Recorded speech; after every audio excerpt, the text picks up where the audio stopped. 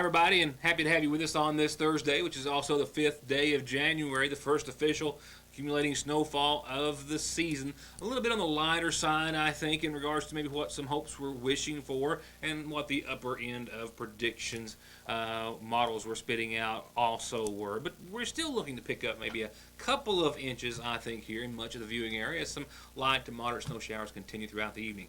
Your weather, other headlines, and news all coming up towards the latter part of the program, as our first focus tonight will be one that I've mentioned on a couple of occasions. And right after these messages, we will talk about Johnny Cash and the inspiration that it is hoped that he will leave with you in regards to support of one of his favorite programs. And we'll talk a bit about his life and experiences by all those who knew him and came into his circle at South McGoffin Elementary right after this. We'll also talk about the resignation later on of a Sagersville City Council member before his first meeting after being newly elected. And I'll give you a glimpse into tomorrow's program, which is already shaping up.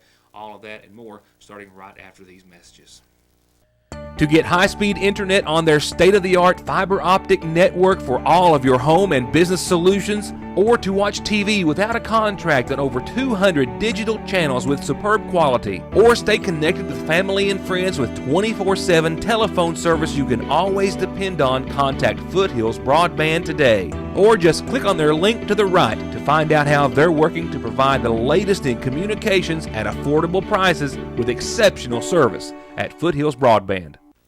From greeting to maybe even inspecting everyone that came through the doors of South McGoffin Elementary, to his normal rounds of bus duty, to maybe calming a worried or sick student, maybe even an adult for that matter, to just being there when needed, or just being there because they wanted him to be.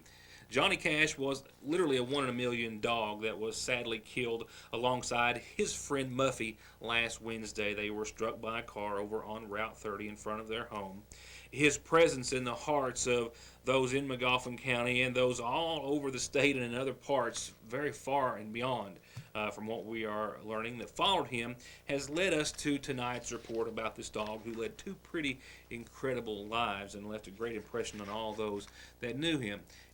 It really is a pretty miraculous story. Volumes more than just a dog that was adopted by a school. It's more like a dog that adopted a school and instinctively just knew that that was where he was supposed to be.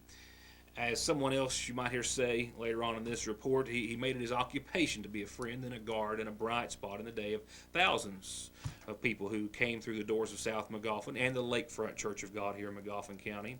Even the story of how Johnny Cash first became a cougar is pretty amazing in and of itself.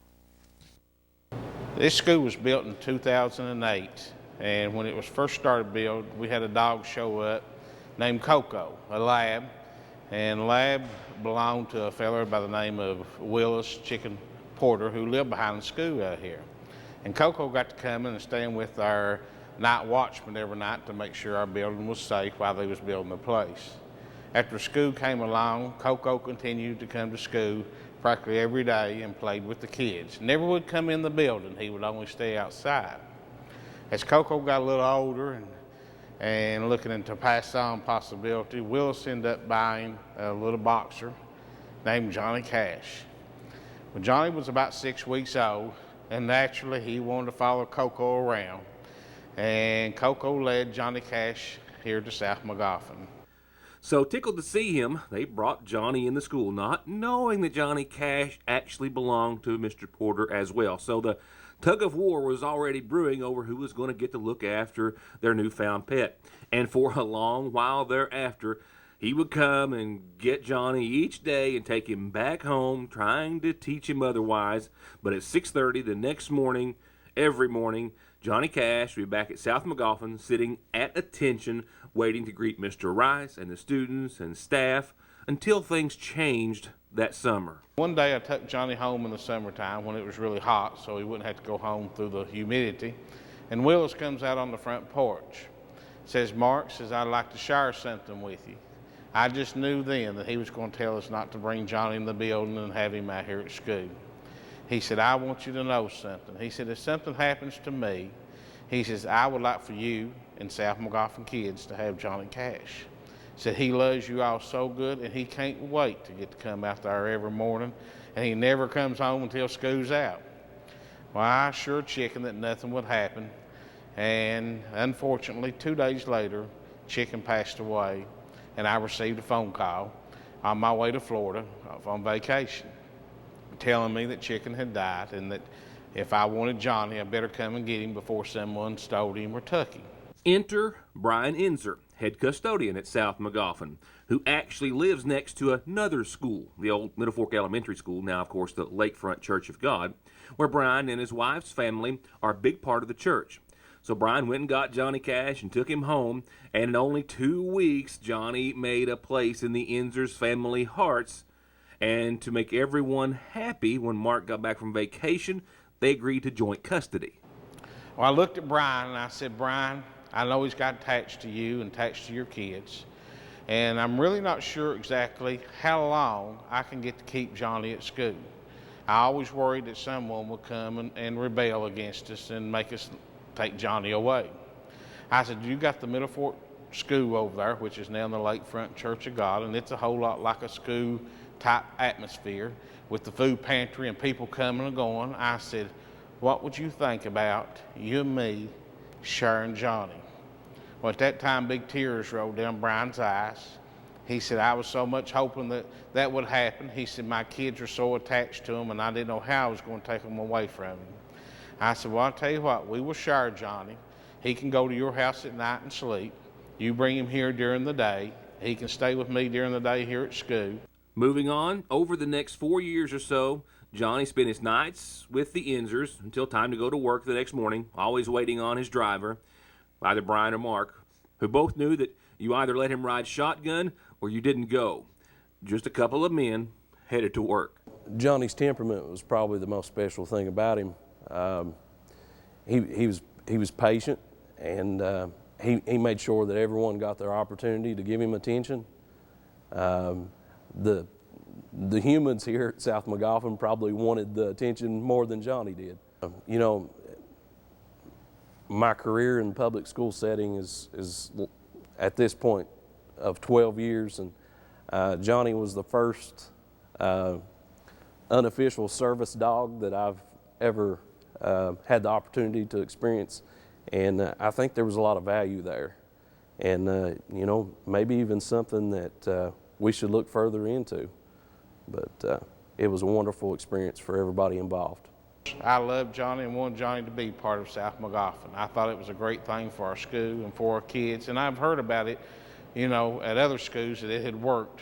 But it takes a really unique dog and a special dog like Johnny to fit in a school like us. They have to have the right temperament, and you know, some people are scared of dogs, and you know, we're worried about all that. I know one's name, and she wouldn't go around him for a long time. She was afraid to come in the room where he was and stuff. She got toward, or she would come in and not pet on me a little bit, and then she would run out. One that was probably sick or it was crying, he would go over to their desk and just stay there. Really? You think he was trying to make them feel better? The kids would come out in the back door every morning. Johnny was always here in the foyer, or always standing at the front door watching who's coming in. You know, he gave a lot of security to our kids here, I think, and he gave them a reason to come to school. A lot of kids don't have animals at the house or dogs, and Johnny was a special dog, and he had that special knack about him. He always had that special spark about him, and I don't know what it was, but there was some kids here he knew needed extra attention, and he would always manage to give them that extra attention. Something that I noticed, unfortunately, in public schools, we have way too many kids that don't have a healthy home life, and probably have difficulty relating to other humans. But a lot of times they found common ground with Johnny. They were comfortable with him, and if they were having a bad day, you know, a few minutes with Johnny seemed to calm them down and make them feel better. I remember one special time, had a little special needs child here, and he was very sick that day. He felt bad that day, and he was coming. He was laying in Miss Kelly's office in here, and they brought him a little bean bag in here waiting for his mom to come, and I think it may have took her a little while to come. And I was sitting in the office and wasn't even aware of it. And I try to always keep a close eye on Johnny, and I looked around and I noticed Johnny wasn't in his chair. So I got up and I ran to check on Johnny to see where he was, because sometimes he would sneak outside or want to sneak down the hallway or something. And I walked in and walked past Miss Kelly's door, and there he laid, right with this little boy side by side on a beanbag. And he was just comforting that child, and you know, that kid, I mean, it meant a lot to him, and it made him feel a lot better and helped pass the time till his mom got by here. And even after that, that kid, you know, one of the things he always asks is, where's Johnny at? And he really touched that kid's heart, you know, and that was things that, Johnny wouldn't have to do. He could have went there and got up and walked in there and got his own bed, but he just sort of knew that child needed him, you know. From greeter to protector to chaperone to just an all-around friend for all, he wore a lot of hats, literally. And he had a lot of favorites. All the students, all the visitors to South Magoffin and the Lakefront Church of God, and the backpack program at the Extension Service. Johnny Cash was a beloved pet and animal of our community, as well as Muffy. He will be very sorely missed. He was the mascot for South Magoffin, but he was also a mascot for this old school building that we turned into a church. When he left one school, he made it a point to come and visit this one because that was a home to him. My children loved him. He was a dear friend of my kids and was protective of them. If he thought something was strange or of harm, he was protective. That was his occupation, was to be a social bug. Yeah, to hang with Muffy and play and to be a social bug was Johnny's job, whether it be here on Route 30 or up Royalton at South Magoffin. I first met Johnny Cash when we were doing the 4-H pet show. Of course, everybody has heard of Johnny Cash, but I was really introduced to him when he participated in 2015. The students from South Magoffin and Mr. Rice brought him down to enter him into the pet show. And the kids, one thing that really impressed me was all the kids that were there from South Magoffin. They wanted everybody to come and see Johnny Cash. They were proud of him, and they wanted everybody to see him. And you could tell that he loved all the students, and the students loved him. One thing about a dog is he's a companion that just loves everybody the same. And the students were so excited. He actually didn't win, but it didn't even matter to them because everybody got a chance to see who he was, and they were so proud of him. And that really impressed me that day. One Sunday morning, it was raining really hard outside, and my mother was teaching Sunday school, and she said that she looked up at the window, and there was Johnny with his nose pressed up against the window, looking at all the kids in the class, because that's where he wanted to be and where he belonged, and he was whining, trying to get to come in on a Sunday morning. So why go to these lengths to tell you the story of Johnny Cash? Well, for one, it's a story worth and that deserves telling, and one that, like Johnny Cash himself, has another purpose. This human with 4 legs literally loved kids, and among other things, the backpack program. And in his honor and memory, it's South Magoffin Elementary's wish that Johnny Cash's friends and admirers will help support this program, which is in great need. We made many trips up to the county extension office where we would get the backpacks for our kids that receive backpack program here on the weekend. We get canned food and perishable items that for the weekend to maybe a little something extra for them to eat. Johnny always loved going to the county extension office because one thing about the county extension office, Ritt, is they always had some cooking going on, and Johnny liked to eat. And we would go up there and fill our backpacks with Miss Kim Campbell, and we would get them filled up and bring them back to our kids here, and that was always really special. The backpack program is a program that the Extension Office has done for several years. Several people support the backpack program, but it is a program that helps all the students in Magoffin County from different schools. We work with the family resource centers and they give us names of students who may need a little extra help on the weekends, and we supply weekend backpacks of food, and it includes 2 breakfasts, 2 lunch, 2 dinners, and we always try to put something a little extra in there that they will like. And it's currently we have 32 families on the program, and it's 91 students. So that supplies 10 backpacks to each grade school, 5 to the middle school, and 5 to the high school. And we do work closely with the resource centers and make sure that those students have what they need on the weekends. Yes, 91 students. And that, with the economy and some lost big community sponsors as of late, they're struggling to continue the support that they're doing right now. And if the money were there, they could more than double that, maybe even double that. Currently, it costs about $300 a week for the backpack program. It adds up.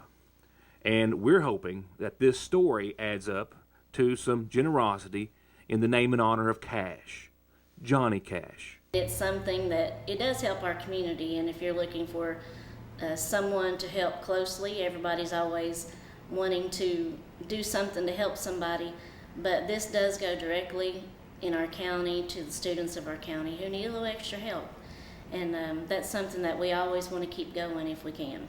There's always more students who need it. It's people who need food is not just in other countries, it actually in our counties too. And some of the things that we used to do that we really can't do anymore is, well, especially on the holidays, we used to do like baskets for like a Thanksgiving dinner or a Christmas dinner or Easter dinner. The funds at this time are just not really available to do that. But we do the weekend backpacks, and we'll continue to do that as long as we can keep it going. So, if you have the means, we now hope that you have the inspiration as well to help carry on the backpack program in the name of one of its biggest supporters. Johnny going away kind of brings the community together. He worked at the school, Brian works at the school, the backpack program works for the schools, the pantry works for the public, and we want to work with the schools and help do what we can do to support them and help meet the needs that they have for the kids. And I hope Johnny's legacy lives on here at South Magoffin for many, many years for kids to remember. And they might not remember who the principal was or who their 5th grade teacher was, but I truly believe in my heart that everybody will remember Johnny Cash when they're 40 or 50 years old, and they'll talk about how Johnny was around the school, and he'll leave his mark up here on the side of the hill, overlooking our school and making sure everything is safe. If you would like to help support the backpack program in Magoffin County, it's as simple as calling Kim Campbell at the Magoffin County Extension Service, 349-3216.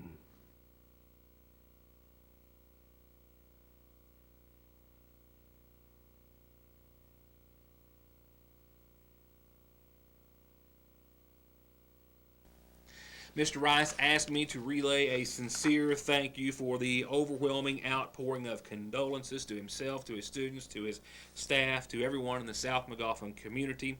They have received condolences and remarks from folks all around Kentucky, from New York, other states, from all sorts of folks who continually followed Johnny Cash. He also wished us to thank the Magoffin County Funeral Home for the help and support in getting his stone set in his honor, and for all those who have kept him and them in their thoughts and prayers. And with that said, of course, one way you can continue to do so is maybe some of you supporting the backpack program in Magoffin County. I'll be right back. Road conditions here in Magoffin County have not been a major issue as of yet. That will change during the overnight, and they have been a deadly issue in some other counties. No identities have been released, but fatalities in neighboring Breathitt and in Lawrence County as well. In Breathitt County, we know a man lost his life after a crash that's being blamed, at least in part, on roads that became slick and hazardous after the light snowfall. He was traveling Route 476 in the Caney community. That's all we know. at this time. We also know, however, a two-car crash killed a woman in Louisa, a Lawrence County woman in her 50s. We know that there was a two-car crash on Route 3 in Louisa. The driver of one of the vehicles, an SUV, was taken to a area hospital. However, the female driver of the other vehicle was also pronounced dead at that same facility. We also have confirmed that she was not wearing her seatbelt, but her identity still has not been released at this hour. Roads in McGoffin County, Route 40, Mash Fork, as you see here, were basically clear. They were wet, however, but the salt efforts and clearing from our state highway departments have been very successful. However, temperatures 27 right now and falling, which means that with some still falling snow will make roads hazardous during the overnight, much more so than earlier today. And of course, classes already called off for tomorrow in Johnson and McGoffin counties. We'll wrap it up with calendar announcements and an updated forecast in just a second. With receiving today's agenda for a special session of the Sayersville City Council set for this coming Monday, we have learned about the resignation of a Sayersville City councilman, actually a former councilman and one newly elected, which had already been sworn in. We don't have any details as of yet, and I reached out today but was unable to get up with Jeff Ross. But as it appears on the agenda, one of the items they will discuss in Monday night's special meeting will be the appointment of a person to fill the vacancy on the City Council that was created by his resignation. We hope to learn more between now and then, possibly on tomorrow's program, certainly by the time we cover Monday night's meeting. Headlines tomorrow night will include indictments. It will also include some other top stories, a trial that we've been following this week regarding wrongful death in Johnson County, but a McGoffin County case of sorts. We'll have that and some other news that you're only going to see here, guaranteed. For now, here's what we hope you'll see on tonight's community calendar. It has a birthday wish and still a lost dog or two to pass along.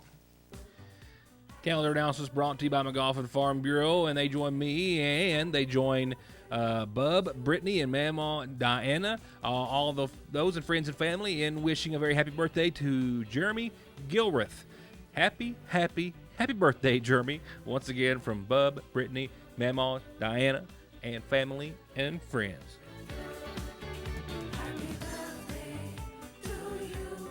Last night we had two blue heelers which were missing. One had been found, but I think has since been returned to its home. This one's still missing, and a reward now being offered for this puppy. This blue heeler pup, about 9 months old, missing from Buffalo since the day before yesterday, has a green and gray collar and very friendly and answers to the name of Ringo, and belongs to this little boy and a little girl who are just absolutely heartbroken about the loss of their pet. So if you have any information, call 349-2780 or call us here at the newsroom, 2780. Once again, the owner's number, and yes, a cash reward is being offered for the return of their pet. I've also just been handed another missing dog. This is the only description I have is a rabbit dog in the Cow Creek area wearing a collar with no name. I've got a name, though, of the owner that you can call, and it's Jason Reisner, and the number is 349-1688. So if you can help Mr. Reisner with his lost rabbit dog in the Cow Creek area, 349-1688 is the number to call. Call me if you've got a calendar announcement, church, group, organization, birthday, anniversary, whatever it is, tell me. We'll tell everyone about it. In our funeral listings tonight, a reminder about services to be held tomorrow beginning at 1 in honor of 75-year-old Willard Joseph of Royalton, married to Glenna Fitzpatrick Joseph, who survives. He's as well survived by sons Gary, Anthony, Willard Jr., and William Joseph. Visitation continues this evening and up until services once again tomorrow at 1 from the McGoffin County Funeral Home.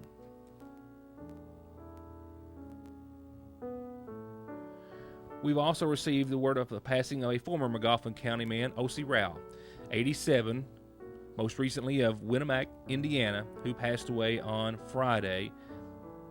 He was born to John and Myrtle Montgomery Rao in March of 1929 here in McGoffin County, specifically in Tip Top.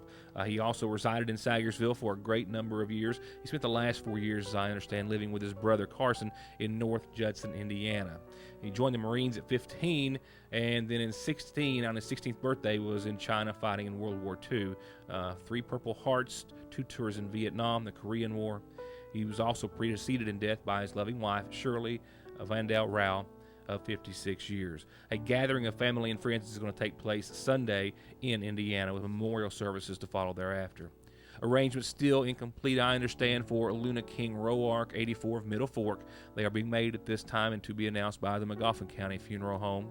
She was preceded in death by her husband, Leander Lee Roark, and daughter, Aline Talby. She's left to mourn by sons Grover Roark, as well as Gordon Roark, and daughters Christine Lemaster, Nellie Puckett, Sherry Helton, and a host of family and friends. And we've also been told tonight of the passing of 65-year-old Bessie Phipps of Sagersville, who passed away on today's date. Arrangements incomplete at this hour, but to be announced soon on behalf of the McGoffin County Funeral Home.